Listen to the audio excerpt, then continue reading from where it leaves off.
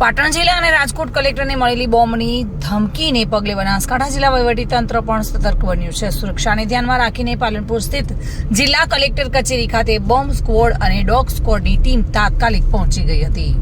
સુરક્ષા એજન્સીઓએ કલેક્ટર કચેરીના તમામ વિભાગોમાં ઝીણવટભરી તપાસ હાથ ધરી હતી। બોમ્બ સ્ક્વોડ અને ડોગ સ્ક્વોડની ટીમે કચેરીના દરેક ખૂણે તપાસ કરી હતી। આ દરમિયાન કચેરીમાં આવતા જતા લોકો પર પણ ચાંપતી નજર રાખવામાં આવી હતી।